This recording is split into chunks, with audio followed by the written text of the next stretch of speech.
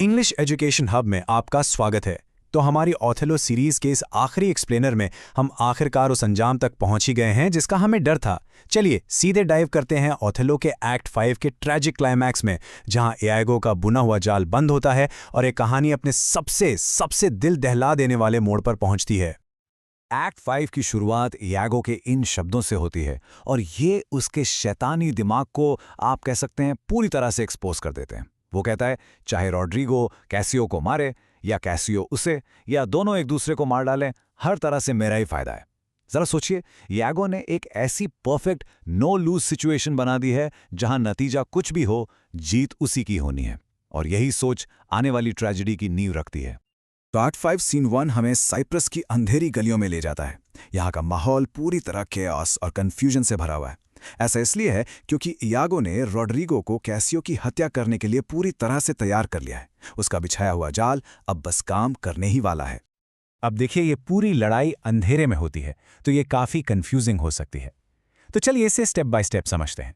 सबसे पहले Rodrigo Casio पर हमला करता है लेकिन नाकाम रहता है। इसके जवाब में कैसियो रॉड्रिगो को घायल कर देता है और तभी अंधेरे में छिपा हुआ इयागो कैसियो के पैर पर वार कर देता है। और फिर सबसे खतरनाक बात, मदद करने का नाटक करते हुए इयागो चुपके से घायल रॉड्रिगो को ही खत्म कर देता है। और यहीं पर इयागो की असली चालाकी दिखती है। वो इस पूरे केओस को अब जानते हैं एक पॉपिटियर की तरह कंट्रोल करता है। वो रोडेरिको को रास्ते से हटा देता है क्योंकि जाहिर है वो उसके राज जानता था, और बड़ी ही सफाई से दूसरों पर इल्जाम भी लगा देता है। और यह सब करते हुए वो सबके सामने एक वफादार और मददगार दोस्त बना रहता है। कमाल है। अब हम प्ले के सबसे दर्दनाक सीन एक्ट 5 सीन 2 पर आते हैं। ओथेलो और डेस्डेमोना के बेड चेंबर में इयागो के जहर का असर अपने चरम पर है। ओथेलो को अब पूरा यकीन हो चुका है कि डेस्डेमोना बेवफा है और वो अपना इंसाफ करने के लिए पूरी तरह से तैयार है। सीन की शुरुआत ओथेलो के इन शब्दों से होती है, इट इज़ द कॉज। वो असल में खुद को यकीन दिला रहा है कि वो ये सब एक वजह से कर रहा है। वो ये नहीं मान रहा कि वो बदला ले रहा है, नहीं, वो खुद को एक जज की तरह देख रहा है जो इंसाफ कर रहा है ताकि डेस्डेमोना आगे किसी और को धोखा ना दे सके। ये उसके दिमाग का खुद को सही ठहराने का एक तरीका है। डेस्डेमोना की इन लाइनों में इसका डर और उसकी बेबसी साफ झलकती है। वो अपनी जिंदगी की भीख मांग रही है, ये कहते हुए कि मुझे कल मार देना, बस आज रात जिंदा रहने दो। और सबसे दुख की बात यह है कि उसे अभी तक ये भी नहीं पता कि ओथेलो उसे मारना क्यों चाहता है। डेस्डेमोना का गला घोटने के ठीक बाद ओथेलो ये शब्द कहता है और उसे तुरंत अपनी गलती का और अपने नुकसान का एहसास होता है। मेरी पत्नी? कौन पत्नी? मेरी तो कोई पत्नी ही नहीं है। इन शब्दों में उसके किए का बोझ और दुख साफ सुनाई देता है। ये एक ट्रैजिक मिसजस्टिस है, एक भयानक अन्याय। और आप जानते हैं सबसे दर्दनाक बात क्या है? वो ये है कि हम जो ऑडियंस हैं, हम पूरी सच्चाई जानते हैं।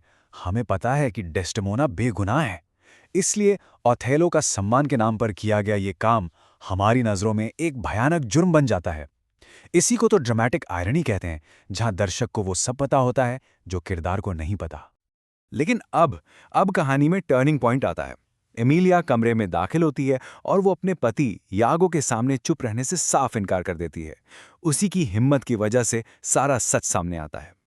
ये प्ले में पहली बार है जब कोई ओथेलो को सीधे तौर पे चैलेंज करता है। एमिलिया चिल्लाकर कहती है, वो उतनी ही फरिश्ता थी और तुम उतने ही काले शैतान हो। वो डेस्डेमोना के सम्मान के लिए जनरल ओथेलो के खिलाफ खड़ी हो जाती है। और देखिए, सारा का सारा खेल इस रुमाल का था। इयागो का झूठ ये था कि ये डेस्डेमोना ने कैसियो को प्यार की निशानी के तौर पर दिया था, जबकि एमिलिया का सच ये था कि ये रुमाल उसे इत्तेफाक से मिला था और इयागो ने उसे चुरा लिया था। सोचिए, यही एक छोटी सी चीज इयागो के पूरे जाल को खोल कर रख देती है। और बस यही वो पल है जब सारा सच सामने आता है। जब एमिलिया कहती है, ये मुझे किस्मत से मिला और मैंने अपने पति को दे दिया, उसने मुझसे इसे चुराने की मिन्नतें की थीं। ओथेलो के लिए सब कुछ पानी की तरह साफ हो जाता है। उसे इयागो के धोखे की गहराई और अपनी गलती की भयावहता का पूरा एहसास होता है। तो अब प्ले अपने अंतिम पलों में है। सच सामने आने के बाद ओथेलो गहरे दुख और पछतावे में डूब जाता है। वो इयागो का सामना करता है और फिर वो खुद अपने लिए सजा तय करता है। जब लोग पूछते हैं कि ओथेलो कहाँ है, तो वो जवाब देता है, वो जो था वो ओथेलो था, मैं तो यहाँ हूँ।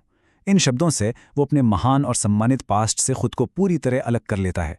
वो एक तरह से ये मान लेता है कि वो ओथेलो मर चुका है और अब सिर्फ एक कातिल बचा है। गुस्से में ओथेलो आयागो पर हमला तो करता है, पर आयागो मरता नहीं। और यहाँ आयागो अपनी आखिरी शैतानी चाल चलता है। वो हमेशा के लिए चुप रहने की कसम खा लेता है।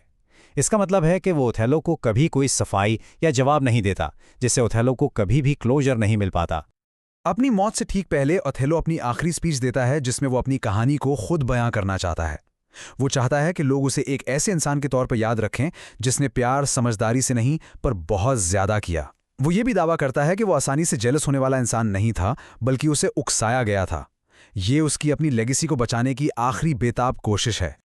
तो हम आपको इस सवाल के साथ छोड़ जाते हैं, क्या ओथेलो एक महान इंसान था जिसे जलन ने तबाह कर दिया, या फिर वो एक कमज़ोर इंसान था जिसने आखिरकार हत्या का रास्ता खुद चुना?